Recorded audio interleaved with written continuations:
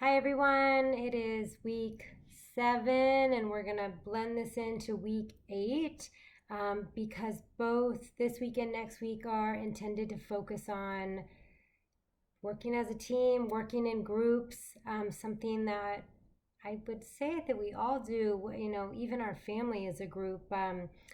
Being in school and school projects, there's so many different ways that we're in groups.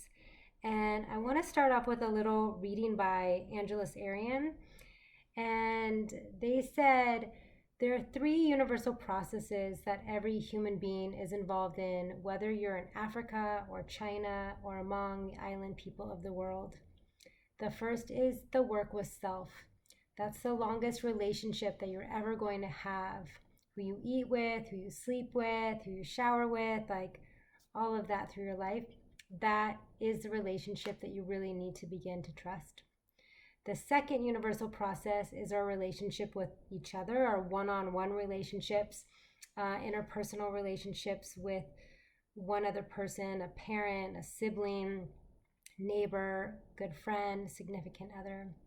And then the third universal process is group work. That's our community work, our collective work, our teamwork that we're all involved in our lives. And if you're like my kids who are in high school, both of them this week have been really complaining about group work. They said it's so hard, if they could just do it on their own. I hear this all the time at Butte as well. Working in teams is challenging, and my feeling from the work that I do is that we have very little training in working in teams, or what to do when they're challenging. People don't even do the work that you did over the past 5 weeks, understanding yourself to know how you're showing up on a team and being able to diagnose what some of the challenges might be based on differences in personalities and styles. But going on with this reading, many of the cultures of the world believe that there's much that we can do by ourselves and with a partner or a friend, but there are 1,001 things that we can do in community or with a team. And that's when we bring our strengths, our talents, our styles all together and create something maybe that none of us could have done on our own. And then, interestingly, some of the research has shown that if you truly want to survive, you must be in communities of at least 11 or more people to survive on the planet. Some like being with ourselves. We really enjoy solitude, independence. Others really get their energy from others. But whether you love it or hate it, the mark of a healthy person, Angela says, is someone that's comfortable with themselves and comfortable with one other person and comfortable with the team. So we're trying to get there as humans. And this week we're going to go over some things that hopefully will help you in your teamwork. So I'm going to switch over to a PowerPoint. I'm going to walk you through some of the pieces that I would have shared with you in person. We would be doing tons of experiential group activities if we were together in person. It's killing me not to do that. So we'll do the best we can. So here we go. And if I can find my cursor here, we're going to get started. So some of you might have seen the Bruce Tuckman model that talks about forming, storming, norming, performing, and sometimes it includes adjourning and sometimes it doesn't. And these are very typical stages that almost every group goes in. It's most accurate for teams of, say, like 4 to 20 that are working in the same area or department, or on the same project. They have frequent connection and their tasks are related in some way. So the forming is coming together, it's meeting, it's establishing ground rules. People are not always their most authentic selves. They're wondering, who's here? What are we doing? Why are we doing it? What is my role? Will I be accepted? Can I say or do X, Y, and Z? So they're truly forming, just coming together. And inevitably, what happens after forming, actually, when you start doing work together, having relationships together, working through processes together, is storming happens. People start being more authentic. They might start being more honest. They share more of their selves. They can resist control by the group leaders. They can show hostility, though not always the case. But there's some issues either with the task, the process, or the relationship that start to show up. And it is usually the part of the process that feels the most prickly. It's the most frequent time when people will leave the group, or damage trust. If you can get through that stage, a group will move into the norming phase, where issues with the task or the process or relationships get resolved, or there's understanding, or things get renegotiated. They start to work together, balancing their strengths and talents and styles, maybe of a new, renewed direction, renewed commitment, and they begin to work more as a team. And then they get to, hopefully, high performing, where the team more often than not works in an open and trusting atmosphere. It's not that they're without issues, but the issues are resolved much more quickly than before. Again, they've built some trust. They have relationships, that they know how to work through things. And then adjourning can happen if a group actually ends their time together, or they end a project together.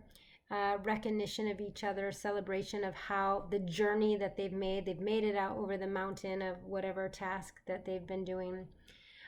If they don't adjourn, you'll hear later that they can actually transform, and maybe the team changes in some way, or the project changes, or they have a new goal that they're then taking place, and they can go back through these stages. So I'm going to show you these stages in a couple different formats. So another way to look at it is this longitudinal piece. So in the forming stages, they're not really a team. It's a working group that's come together. They're getting some amount of things done. You can see that the line here goes up a little bit, but they're not getting a ton done because, again, they don't have strong relationships. They don't have trust built. They may not have skills. So they're working together as a group. And then the storming phase, they might think that they're a team, but really there's not a lot of trust. Again, there could be some conflicts, or just some not working very functionally together. And then moving through that into the norming phase, where the potential to be a real team, getting more done, recognizing each other, getting more rhythm to the work that they're doing, into performing, where they are functioning like a real team, and into high performing. So you'll notice on the bottom there's the social emotional tasks. Here on the left, the forming and storming, there's a lot about the people and the relationships. Whereas if you can move through that and solidify those, you can focus more on the tasks that you're there to do and actually get a lot done. What you don't see on here is another line that you'll often see with this model, which is morale. And so morale, which is how people feel, they tend to be motivated and excited at the beginning. When in the storming phase, the morale dips down quite low. People leave the group, they get frustrated, and then it picks back up into the norming and high performing, and a lot of groups end on a high. So both of these models these versions of this model I showed you, show them in a very organized fashion. But most often than not, it's not happening like that organized, and it mostly looks like this. So the forming stage is roses. Again, people are seeing the best and the brightest in the organization, the team, the individuals, and then storming happens, and all the edges get jagged and challenging. It just doesn't feel good. It feels really edgy. But into the norming phase, some of those edges get smoothed out. There's some order that comes to them. Into the performing, where it feels good, you feel big, bold, like you're making some progress. And then the choice there of either to adjourn and end, or transform and be rebirthed into, again, a new project, a new group. It can happen. The reformation can happen in a lot of different ways.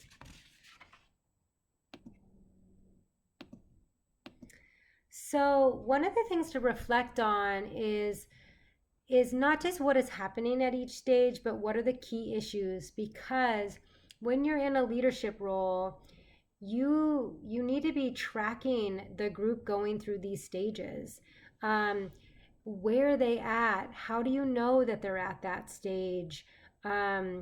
What's happening with their relationships? Is progress getting made? What is the commitment level? What does morale look like? Are people talking to each other, not talking to each other? Lots of different things. Is there dependence on the leader? So forth. And then another thing to reflect on is to always remember that there are both good and bad aspects of a group being at each stage. In one of the assignments I give you, I go over the good and the bad aspects of forming and storming and norming and performing. Because they're all necessary. Just like with the different styles on the PACE palette and the Strengths Finder, it's when it all comes together that we get a more holistic experience together. And so, and I even hesitate to say bad. They're just more challenging aspects that you have to sort through. So I'll let you read about that a little bit later. So I really want to focus on a piece around forming and a piece around storming. Those are the most difficult stages that people need to sort through. So building a foundation is all about forming. And if you think about the metaphor of a house, most houses are on a concrete foundation because they need to hold a lot of weight and a big structure. So you're not going to build like a modern day house in the United States on sand or on blocks. Some are on blocks, but then the rats get in and they shift over time. So you want to build a really strong foundation with your team, which means you need to focus on the forming stage, and especially to establish a secure, safe, and purposeful foundation. So safety is around thinking about how you can create a safe environment that really supports inclusivity of everyone and doesn't require too much risk taking right away. Throwing people in right away and saying good luck, call me if you need me, is throwing them in and asking them to take a lot of risk. You should be aware of individual needs and styles and how to weave them in. Giving each person attention and getting to know them as much as you can. They're fit for the position, whatever position it is, and how they're going to meld with the team. And if there's questions and concerns that people have, to take them seriously. That is a part of building trust, is whether you're able to respond to folks and be able to meet their needs at the beginning. So the main focus there is around building trust. Do people feel safe to trust you, to trust other people in the group, to trust the organization? People are also looking for purpose. So what are you doing? Why are you doing it? What are your values? How do individuals fit into the mission? What's the plan and how will we achieve it? Sharing that with people helps build commitment, so they know what they're there and how they can help achieve that. They feel purposeful because the organization is purposeful. So sharing that at the beginning is really important. And then lastly, and not lastly, but one of the other three main things among many is to create a sense of security, which is similar but different than safety. And that's what do team members need to know? What skills do they need to have? What resources do they need to have? What processes do they need to know about and be able to do? And so that focuses on building skill so people can do their work and contribute to the team. So the stronger your foundation is, the better off you're going to be because, again, like if you know that a storm is coming, you're going to prepare for it. You're not just going to leave your bike and all your personal possessions outside. You're going to bring them in. You're going to tidy up. You're going to close the windows to prepare. So building a strong foundation is in preparation, knowing that some amount of storming will come and is easier to prepare with a team. So why do people get into storming? Well, these are 5 of the most common reasons that people get into storming. So, number 1, absence of trust. That is around the fear of being vulnerable with team members, and that prevents the building of trust within the team. Fear of conflict is around the desire to preserve an artificial sense of harmony, that like everything's rosy all the time, and that can really stifle people being able to have difference of opinion and also catch things that might be going wrong or need to be addressed. Lack of commitment is usually around the lack of clarity or buy-in from individuals that prevent team members from making decisions that they'll stick to or they don't follow through. Dysfunction number 4 is around avoiding accountability. So again, it gets back to that need to avoid interpersonal discomfort with individuals when there's not a culture that you can make mistakes, that you have to be perfect. It prevents team members from holding one another accountable because they don't want to be accountable themselves or to be called out. And then lastly, this inattention to results. It's when the pursuit of individual goals and personal status is more prominent than the collective success of the organization. So I'm going to dive into this a little bit further. So when you look at high performing and dysfunctional teams, they're based on trust, constructive conflict, commitment, accountability, and results. So on here, I'm not going to go through this all in detail. You can read it yourself or push pause. But high performing teams do a lot to create the conditions for these practices to happen. Whereas dysfunctional teams create conditions where those things are overshadowed or discouraged. And it doesn't mean that the team can't get things done. They will work together, but just in a very dysfunctional way. I'm sure some of you have been on teams where people talk behind each other's back, or they might sabotage each other on the team, or they don't admit when they've made a mistake. There might be high turnover, and so you never actually get results done because people keep leaving. Anyway, there's a lot of things that are going on that in dysfunctional teams. So what can leaders do? Well, when there's an absence of trust, they can go first. They can demonstrate vulnerability. They can model trust building. If there's a fear of conflict in the group, they can ask questions. They can find out where that conflict is and address it. They can welcome it. Not that you welcome conflict, but you welcome the expression of it so it can be handled and sorted out. If there's a lack of commitment, really encourage people to get clear on why they're there, get clear from the organization why individuals are needed, and ask for a renewal of commitment, both, again, sometimes on the organization's part, sometimes on the individual's part.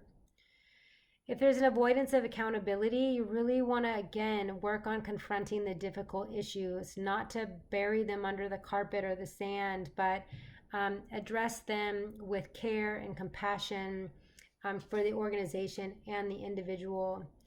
And then, as much as possible, to focus on collective outcomes, not favoring one person over the other or setting up competitive environments, but really looking at what are the overarching goals of the larger team.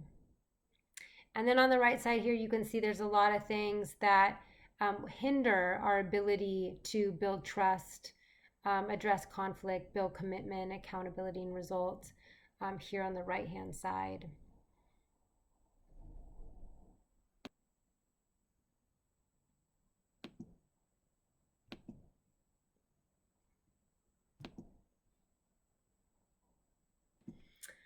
Okay, so moving along quite quickly, we are going to talk about the effects of negative people in a group because, just because there are stages of group development and we go through them, there are people that make being in a group really challenging. So we're going to talk about them for a moment. So part of your work this week is to listen to a podcast from a radio show called This American Life. It's called Ruining It for the Rest of Us. There's a link there, but it's also in your homework assignment. There's some research that was done that shows that there are 3 main types of bad apples in groups that really ruin it for the rest of us. Because the general sentiment is that groups are stronger than individuals, right? Well, when you have these specific types of people in your group, studies show that the groups with the bad apple perform 30 to 40% worse than the group without the bad apple. So you're going to listen to that and then write a discussion post. And I'll be interested to hear what you think. But beyond just those 3 categories, there are some significant dysfunctional roles that people play.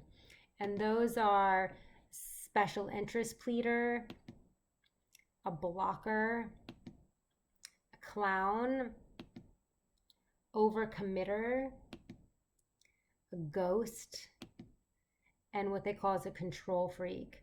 So these are folks that show up either so focused on their own issues, their own needs, can be like a broken record, a blocker that is just resistant to anything that the group wants. They're super negative and disagreeable about everything.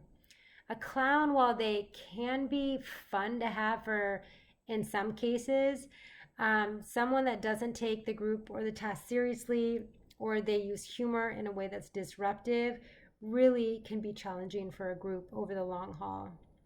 Someone that's a constant overcommitter, they want to do everything but rarely follows through, the group loses trust in them pretty quickly.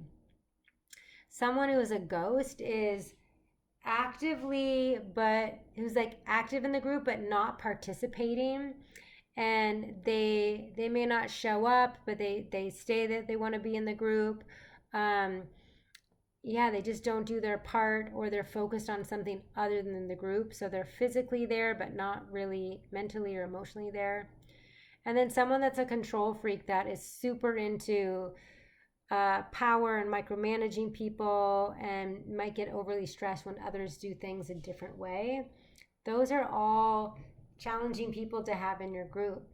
But what do? The process differs for each situation. Definitely to be assertive, addressing the issues and the people quickly and honestly. Be clear with specific examples. If you have time and a process that allows you to encourage them to grow, change, so they can be more integrated with the group. And ultimately, if you need to, they may be needing to be removed. Those are tough calls, but they're definitely not good to stay unaddressed for too long, because they can contribute to an ongoing dysfunction on a team and keep a group in the storming for long term. So I want to share this one piece too around groupthink. So this is maybe an unanticipated trap that groups can get into. So groupthink is a type of thought within a normally cohesive group where people don't want to have conflict, and they want to, yeah, they're so focused on maybe harmony that they don't actually test, analyze, or evaluate ideas. They just go along with it. So when you have a group that is so focused on getting through things and harmony, they end up sometimes making hasty or irrational decisions. If individuals have doubts or other ideas, they might be cast aside because they don't want to upset the boat. Individual creativity, uniqueness, and independent thinking can be lost because they're so focused on everything happening together and everybody wanting sometimes a false sense of cohesiveness. And oftentimes the reason is that they don't want individuals don't speak up or speak a different idea because they don't want to be seen as foolish, or yeah, they don't want to stand out or anger or cause conflict, so they just go along with the flow.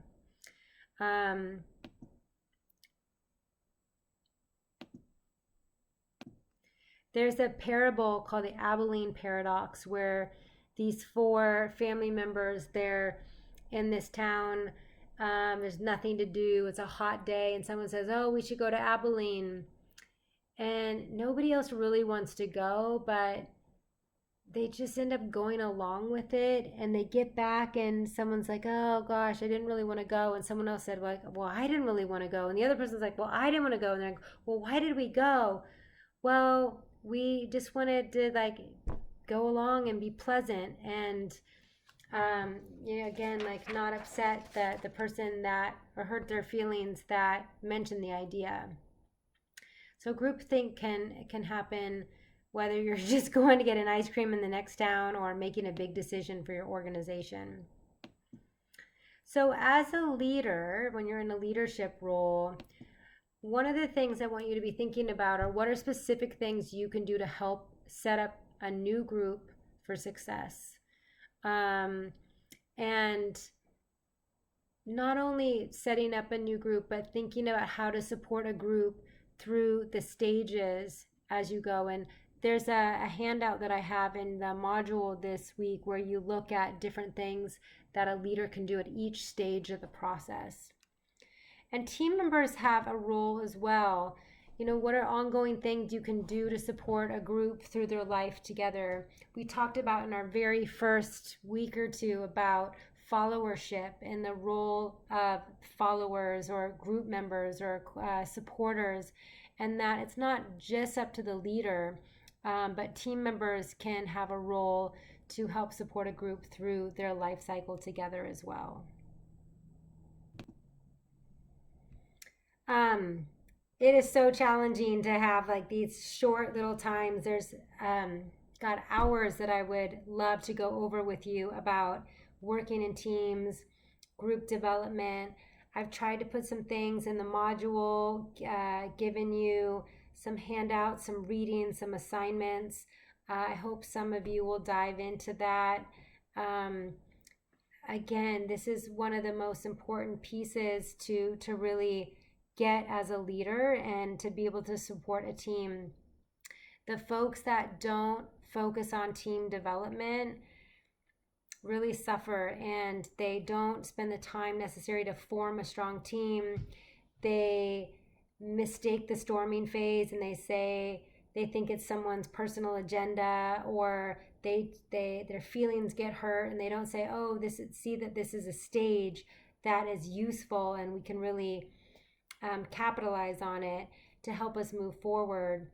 And inevitably, what I see is that a lot of organizations, their norming phase is like permanent storming.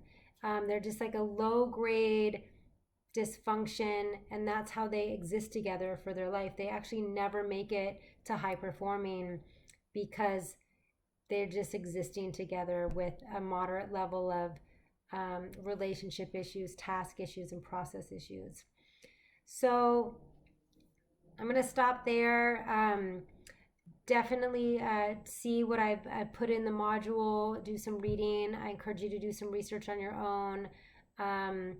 We will talk more, and I'll close out for now.